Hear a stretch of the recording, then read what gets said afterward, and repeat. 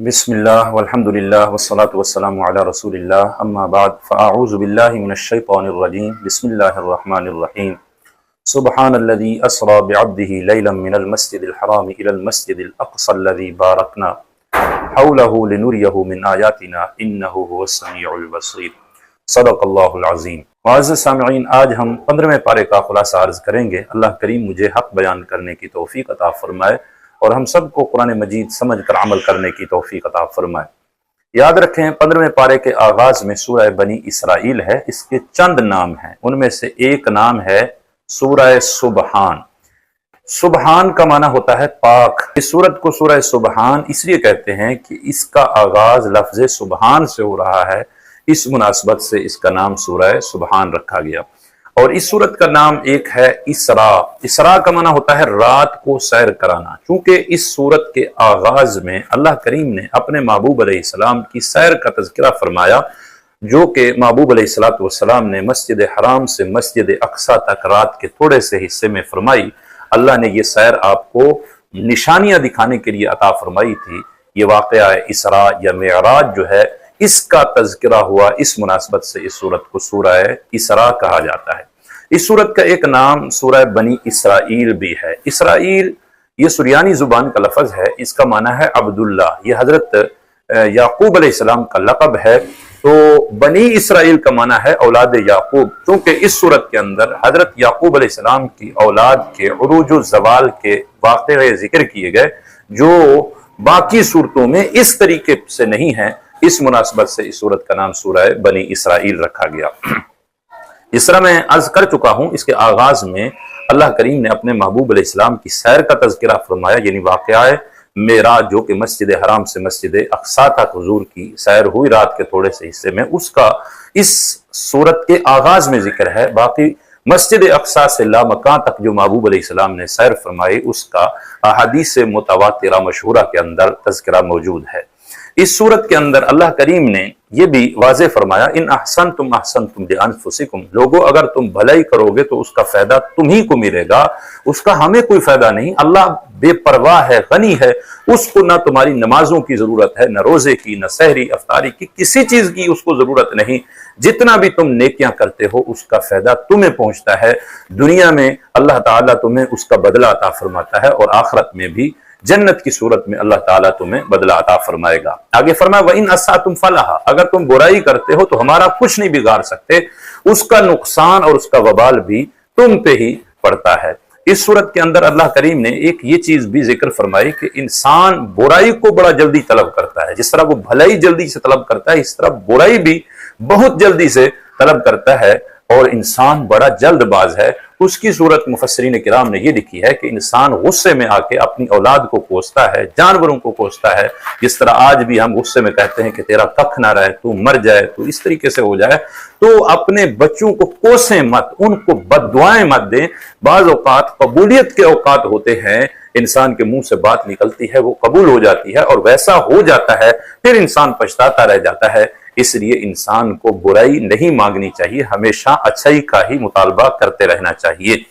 اور اس صورت کے اندر اللہ کریم نے اپنی عبادت کا حکم فرمایا، وَقَضَىٰ رَبُّكَ أَلَّا تَعْبُدُوا إِلَّا إِيَّاهُ، آپ کے رب نے یہ فیصلہ فرمایا کہ تم صرف اسی کی عبادت کرو۔ اور اپنی عبادت کے حکم کے بعد رب تعالیٰ نے والدین کے ساتھ حسن سلوک کا حکم فرمایا۔ دیکھیں والدین کے ساتھ حسن سلوک کتنا اہمیت کا حامل ہے، کہ رب تعالیٰ اپنی عبادت کے بعد جس چیز کو اہم قرار دے رہا ہے وہ والدین کے ساتھ حسن سلوک ہے، کیونکہ اللہ تعالیٰ حقیقی رب ہے، اور والدین جو ہے مجازی رب ہیں، یعنی مربی ہیں، انسان کی اور بچے کی پرورش کرنے والے ہیں، اور ظاہری سبب بنتے ہیں بچے کو دنیا کے اندر لانے کا۔ اس لیے رب نے اپنی عبادت کے بعد والدین کے ساتھ حسن سلوک کا حکم فرمایا، اور ساتھ یہ فرمایا اما یبلغن عندک الکبر احدہما او کلاہما فلا تقل لہما اف، اگر والدین میں سے کوئی بڑھاپے کی حالت میں پہنچ جائے، تو موجود ہو، تو ان کو کبھی اف تک نہ کہنا، یعنی ایسی بات نہ کہنا جس سے یہ پتا چلے کہ تو اپنے والدین سے بے قرار ہو چکا ہے، یا ان کو تکلیف پہنچے، ان کے دل پہ جا کے وہ بات لگے، ان کو اس طرح کی بات نہ کہنا۔ اور فرمایا وَلَا تَنْهَرْهُمَا، ان کو جھڑکنا بھی نہیں، وَقُلْ لَهُمَا قَوْلًا كَرِيمًا، بڑے ہی پیار سے اچھی بات ان کو کہنی ہے۔ آگے فرمایا وَخْفِضْ لَهُمَا جَنَاحَ الذُّلِّ مِنَ الرَّحْمَةِ، مہربانی سے نرمی کے بازو بچھا دینے ہیں، جس طرح ایک غلام اپنے بادشاہ کے سامنے عاجزی کے ساتھ ہاتھوں کو باندھے ہوئے کھڑا ہوتا ہے، بادشاہ چاہے اس پر جتنا سختی کرے، اس کو مارے پیٹے، پھر بھی وہ سر نہیں اٹھاتا، سر سر کہہ رہا ہوتا ہے۔ اسی طرح فرمایا کہ اپنے والدین کے سامنے سر جھکا لو، جیسے وہ کہتے رہے ان کے آگے چونو چران نہ کرو، یہ اللہ نے حکم فرمایا۔ اور آگے فرمایا وَقُلْ رَبِّ ارْحَمْهُمْ، میرے محبوب آپ ساتھ یہ بھی دعا کریں رَبِّ ارْحَمْهُمَا کما ربیانی صغیرا، کہ میرے مولا ان دونوں پہ اس طرح رحم فرما جس طرح بچپن میں انہوں نے میری پرورش کی تھی۔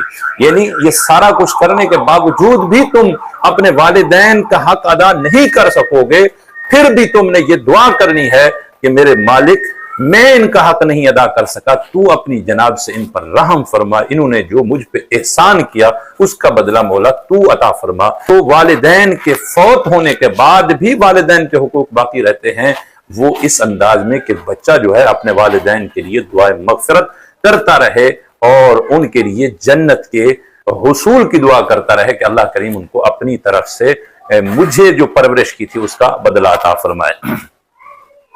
معزز سامعین، اسی پارے کے اندر اللہ کریم نے فضول خرچی کرنے سے منع فرمایا۔ فرمایا ان المبذرین کانوا اخوان الشیاطین، کہ فضول خرچی کرنے والے شیطان کے بھائی ہیں، تو انسان کو فضول خرچی نہیں کرنی چاہیے اور نہ ہی کنجوسی کرنی چاہیے، بلکہ درمیانہ راستہ اختیار کرتے ہوئے زندگی گزارنی چاہیے۔ اسی پارے کے اندر اللہ کریم نے چند چیزوں سے منع فرمایا۔ فرمایا وَلَا تَقْتُلُوا أَوْلَادَكُمْ خَشْيَةَ إِمْلَاقٍ، اپنی اولاد کو بھوک کے ڈر سے قتل نہ کرو، نَحْنُ نَرْزُقُهُمْ وَإِيَّاكُمْ، ہم ان کو بھی رزق دیتے ہیں، تم کو بھی رزق دیتے ہیں۔ یعنی روزی تم سمجھو کہ ہم کما رہے ہیں یا اس میں کوئی ہمارا کمال ہے، ہرگز نہیں، روزی دینے والی ذات اللہ کی ہے۔ رب تعالیٰ تمہیں بھی روزی عطا فرماتا ہے، تمہاری اولاد کو بھی روزی عطا فرماتا ہے، تو روزی کے ڈر سے، بھوک کے خوف سے اپنی اولاد کو قتل نہیں کرنا، جس طرح زمانہ جاہلیت میں اس طرح ہوتا رہا۔ ان قتلہم کان خطأ کبیرا، فرمایا اولاد کو قتل کرنا کبیرہ گناہ ہے، بہت بڑا گناہ ہے۔ ساتھ یہ بھی فرمایا ولا تقربوا الزنا انہ کان فاحشہ، کہ زنا کے اڈوں کے قریب بھی نہیں جانا، یہ بے حیائی والا کام ہے۔ تو جب اڈوں کے قریب جانے سے منع کیا گیا ہے تو زنا کے قریب جانا کہاں جائز ہوگا، زنا کرنا کہاں جائز ہوگا؟ تو اللہ تعالیٰ نے زنا کو بھی کبیرہ گناہ قرار دیا، اس سے بچنے کا حکم فرمایا۔ اور ساتھ فرمایا وَلَا تَقْتُلُوا النَّفْسَ الَّتِي حَرَّمَ اللَّهُ إِلَّا بِالْحَقِّ، کسی جان کو نجائز قتل نہیں کرنا، خون کسی کا نہیں بہانا۔ اگر کوئی شخص کسی کو قتل کرتا ہے تو اسی پارے کے اندر بھی اللہ تعالیٰ نے ورثاء کے لیے، یعنی مقتول کے جو ورثاء ہیں ان کے لیے قصاص کا حق رکھا ہے، فرمایا وہ قصاص لے سکتے ہیں۔ اسی پارے کے اندر اللہ کریم نے ناپ تول کو پورا کرنے کا حکم دیا کہ چیزیں لوگوں کو کم نہ دو بلکہ پوری کر کے دی جائیں۔ ذالک خیر و احسن تاویلا، یہ بہت بہتر ہے اور اس کا اچھا انجام ہے۔ یعنی جب تم ناپ تول پوری کرو گے تو دنیا اور آخرت میں اس کا بہتر انجام ملے گا، دنیا میں تمہارا کاروبار بڑھے گا، لوگوں کو تم پر اعتماد ہوگا اور نظام اچھا چلے گا، اور آخرت میں بھی اللہ تعالیٰ اس کا اجر عطا فرمائے گا اور اس پہ پکڑ نہیں ہوگی۔ سامعین یاد رکھیں اسی پارے کے اندر سورہ کہف ہے۔ کہف عربی میں غار کو کہتے ہیں، پہاڑ کے اندر جو غار ہوتی ہے۔ کیونکہ اس سورت کے اندر اصحاب کہف کا واقعہ ذکر ہوا، اس مناسبت سے اس سورت کا نام سورہ کہف ہے۔ اب اصحاب کہف کا واقعہ ایک اہم ترین واقعہ ہے جس کو اللہ تعالیٰ نے ان الفاظ سے بیان کیا، ام حسبت ان اصحاب الکہف والرقیم کانوا من آیاتنا عجبا، کہ اصحاب کہف والرقیم یعنی غار اور جھاڑی والے جو ہیں وہ ہماری عجیب نشانیوں میں سے ایک نشانی ہے۔ اللہ تعالیٰ نے اس واقعے کو عجیب نشانی قرار دیا۔ اب یہ باس بعد الموت پہ بہت بڑی دلیل ہے، اس بنا پر اللہ تعالیٰ نے اس کی اہمیت کو واضح فرمایا۔ تو مختصر سے میں ذکر کرتا ہوں۔ حضرت عیسیٰ علیہ السلام کے آسمان پر اٹھائے جانے کے بعد ایک بادشاہ آتا ہے جس کا نام ہوتا ہے دقیانوس۔ یہ بہت ظالم جابر بادشاہ تھا، بتوں کی پوجا کا حکم دیتا تھا، جو شخص بتوں کی عبادت نہیں کرتا تھا یہ اس کو قتل کر دیتا تھا۔ چند لوگ تقریباً 7 افراد تھے، صحیح روایت کے مطابق وہ ایمان میں پکے تھے، ان کو اس بندے نے، اس بادشاہ نے گرفتار کروایا اور ان کو حکم دیا کہ تمہیں بتوں کی پوجا کرنی پڑے گی، اور انہوں نے کہا ہم کسی صورت میں بتوں کی پوجا نہیں کرتے۔ چند دن تو اس نے ان کو گرفتار رکھا۔ پھر ایک دن میلے کا آیا، سارے لوگ میلے پہ جا رہے تھے، اس نے ان لوگوں کو کہا کہ تمہیں میں کچھ لمحے کے لیے رہا کرتا ہوں، جا کے سوچ لو اگر تم بتوں کی پوجا کرو گے تو ٹھیک، ورنہ میں تمہیں شام کو آ کے قتل کر دوں گا۔ یہ لوگ میلے پہ چلے جاتے ہیں۔ اب یہ جو قیدی تھے ایماندار، یہ نکلے، انہوں نے سوچا یہاں پر تو موت ہے، کیوں نہ ہو کہ ہم یہاں سے ہجرت کر جائیں، ہو سکتا ہے ان سختیوں کے اندر ہم کہیں ڈگمگا جائیں، ہم ایمان ضائع کر بیٹھیں، تو اس کا حل یہی ہے کہ ہم یہاں سے شفٹ ہو جائیں، کہیں چلے جائیں۔ تو وہ لوگ پہاڑ کی طرف ہجرت کر جاتے ہیں، تو راستے میں ایک کتا ملتا ہے۔ وہ کتا جب پیچھے لگا، انہوں نے سوچا کہ یہ تو بھونکے گا، یہ تو تنگ کرے گا، تو بزرگان دین نے اس انداز میں بیان کیا، کہتے ہیں کتے نے جواب دیا، نہ میں بھونکاں تے نہ میں ٹونکاں، نہ میں شور مچاواں، رب دے بندیاں دے سنگ لگ کے تے میں بھی بخشا جاواں۔ یعنی اس کتے نے بولا، اللہ نے اس کو آواز عطا فرمائی کہ میں بھونکنے والا نہیں، ٹونکنے والا نہیں، شور مچانے والا نہیں، میں تمہاری حفاظت کے لیے چل رہا ہوں، میں تمہاری سنگت میں چل رہا ہوں، اور مجھے امید ہے کہ اللہ والوں کے ساتھ کی وجہ سے رب تعالیٰ میری بھی بخشش فرما دے گا۔ اس کتے کا نام قطمیر ہے، جس کا ذکر اللہ تعالیٰ نے اس سورہ کہف کے اندر فرمایا۔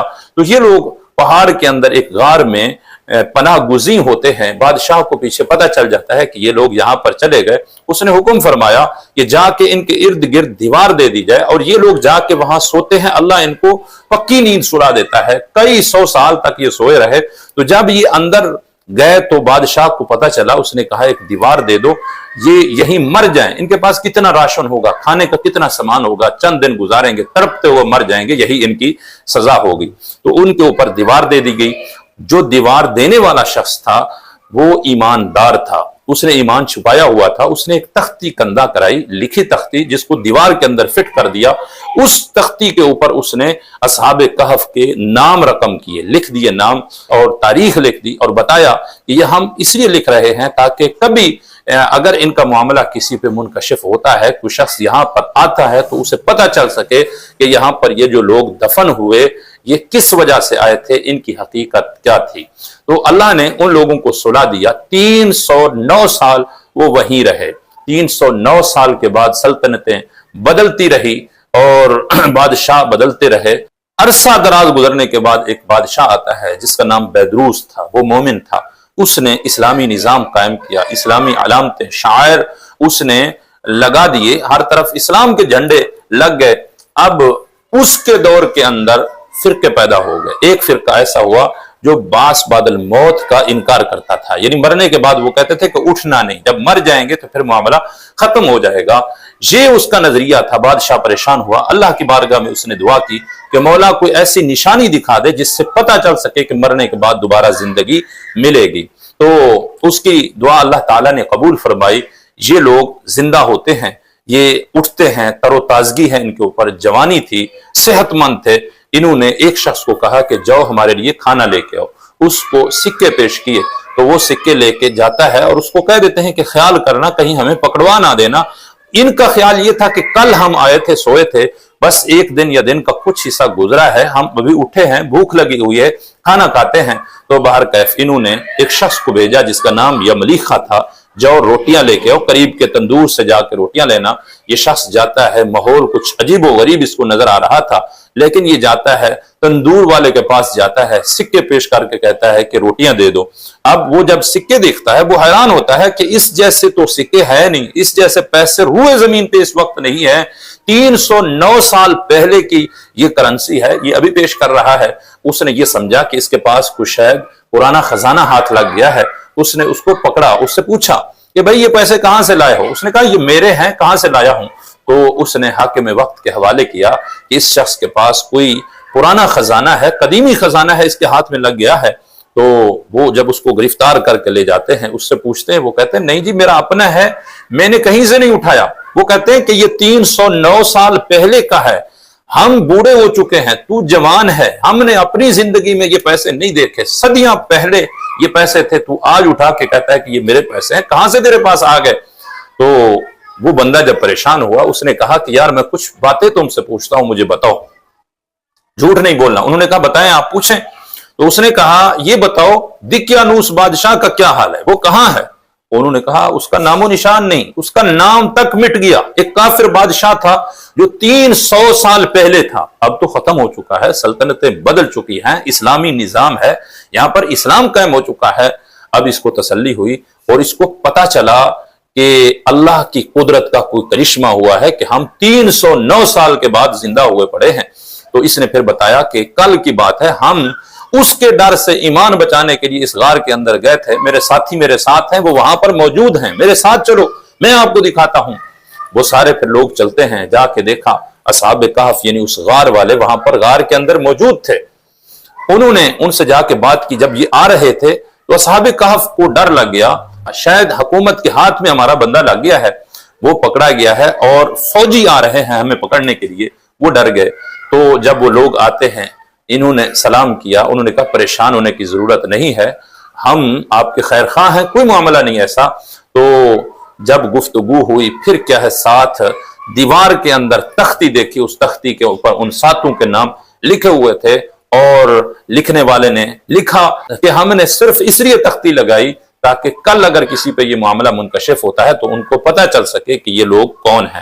پھر ان کی خبر اس بادشاہ وقت کو پہنچتی ہے، یعنی بیدروس کو۔ جب اس کو پتا چلا، اس نے اللہ کا شکر ادا کیا کہ میں نے تو رب سے دعا مانگی تھی کہ یا اللہ مرنے کے بعد تو کس طرح زندہ کرے گا، کوئی نشانی تو دکھا، اللہ نے میری دعا قبول فرمائی ہے۔ تو پھر بادشاہ معززین کے ساتھ یعنی اپنے جو عزت والے لوگ قریبی تھے ان کے ساتھ اصحاب کہف کے پاس آتا ہے۔ تو ان لوگوں نے بادشاہ وقت سے معائنہ کیا، ساری صورتحال بتائی، پھر اس کے بعد انہوں نے بادشاہ کو سلام کیا، سلام کرنے کے بعد الوداع کہا، پھر یہ لوگ لیٹ جاتے ہیں، اللہ کریم ان کو اسی وقت وفات عطا فرما دیتا ہے، موت دے دیتا ہے۔ اب ان کو وہیں دفن کیا گیا، اور اس وقت کے لوگوں نے کہا کہ لَنَتَّخِذَنَّ عَلَيْهِمْ مَسْجِدًا، ہم ان کے اوپر مسجد بنائیں گے۔ تو ان کے قریب ایک مسجد بنائی گئی، پھر ان کا وفات کا دن منایا جاتا تھا۔ تو پتہ چلا کسی اللہ والے کے پاس کوئی عمارت بنانا، مسجد بنانا، عبادت گاہ بنانا یہ آج کا طریقہ نہیں، یہ قدیمی طریقہ ہے، اللہ والے کرتے آئے ہیں۔ اور پھر فوت ہونے والے کا عرس منانا، ہر سال جب وہ دن آئے اصالِ ثواب کے لیے، یا کیا ہے عرس منانا، اس میں کوئی قباحت نہیں۔ اصحاب کہف سے پہلے سے یہ معاملہ جو ہے چلتا آ رہا ہے۔ اللہ کریم ہم سب کو قرآن مجید سمجھ کر عمل کرنے کی توفیق عطا فرمائے۔ وما علی الا البلاغ۔